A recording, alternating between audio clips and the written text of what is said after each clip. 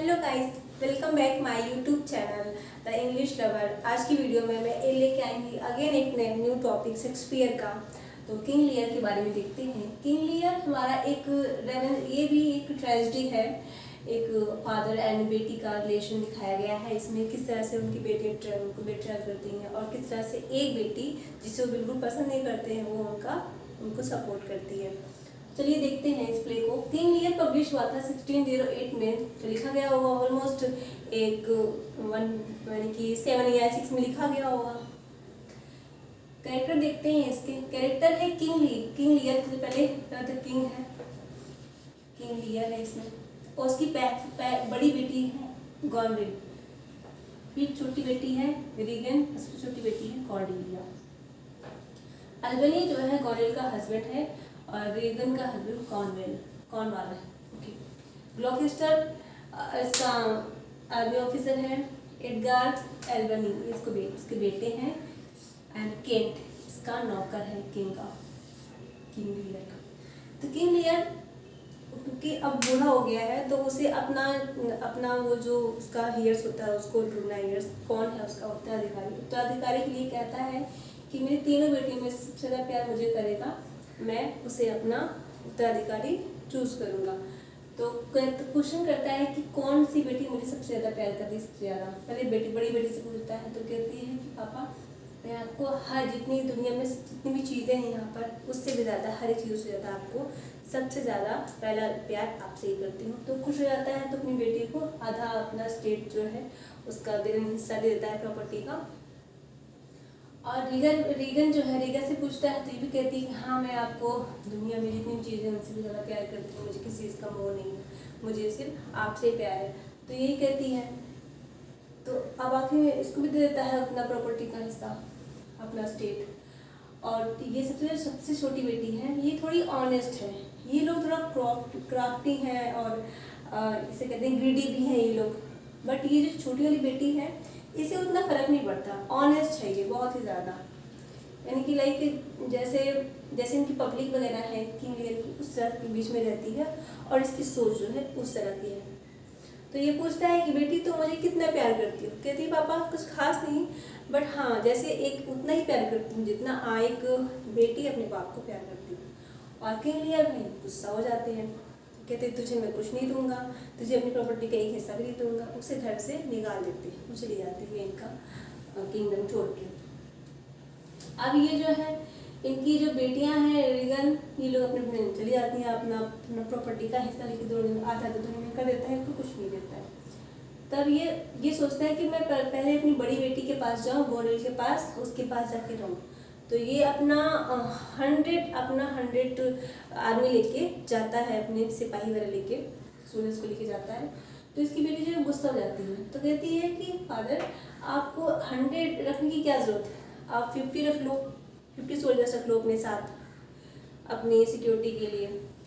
ये गुस्सा हो जाता है, उसको लगता है कि इसमें बड़ी बेटी ने बेइज्जती की। और सच में वो थोड़ा बदल भी चुकी होती है अपनी प्रॉपर्टी को लेके, क्योंकि इन लोग को सिर्फ अपने फादर की प्रॉपर्टी से लालच था, फादर से प्यार नहीं था थोड़ा भी। फिर ये जाता है रीगन के पास, रीगन से पूछता है, रीगन के पास जाता है तो रीगन भी गुस्सा हो जाती है। वो कहती है पापा 50 क्यों फादर, आप 25 ही रख लो सोल्जर्स। उसको और भी ज़्यादा बेइज्जती फील होती है तो वहाँ से चला आता है अपने पास। कहता है तो वहाँ चला जाता है, ये जाता है इनके पास, किसी झोपड़ी में जाके वहाँ रहता है। वो कहता है मेरी बेटियाँ बहुत ही ख़राब हैं, जिन बेटियों को मैंने इतना अच्छा माना वो बहुत ही ख़राब है। तो ये जो ग्लॉकेस्टर वगैरह है ये लोग प्लान बनाते हैं, रीगन कॉर्नविल मिलके गॉनविल, ये कहते हैं कि इनका जितनी प्रॉपर्टी इनके पास बची भी है हम वो भी ले लेंगे, उस पर अटैक करवाते हैं। बट किंग लियर बच जाते हैं। केंट जो होता है ये देख लेता है, ये लेके जाता है एडगर के पास। अब जो ग्लॉकेस्टर है ये इनका जो आर्मी ऑफिसर है उनका बेटा अल्बनी है, ये बहुत ही ज़्यादा चापलूस है और ये जो है इनके पास जाके इनकी आँखें निकलवा देता है। बट एडगर के पास पहुंच जाते हैं बचाते। एडगर इनका अच्छा बेटा था, इसके कहने पर इसको घर से बाहर निकाल दिए थे।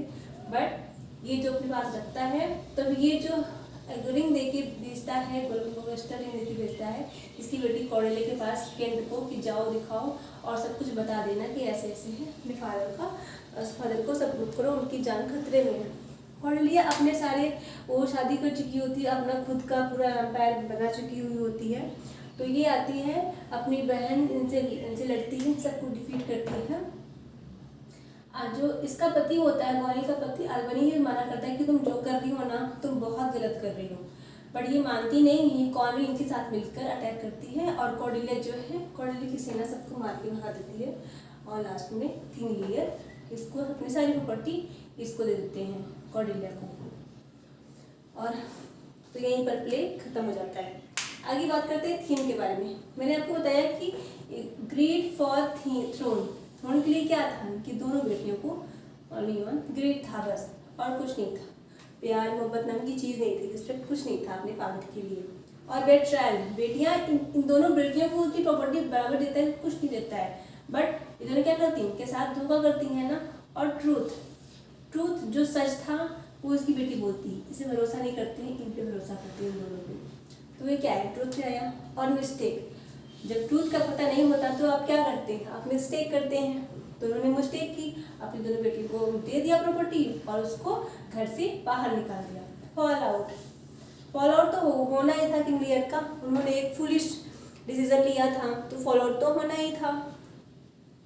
जस्टिस, लास्ट में जस्टिस करते हैं, बट निहिलिज्म, यानी कि अब उनका सब कुछ तो लूट जाता है, उनका एक रेवेंज तरह का क्या कहते हैं, निहिलिज्म हो जाता है, सब कुछ स्पॉइल हो जाता है।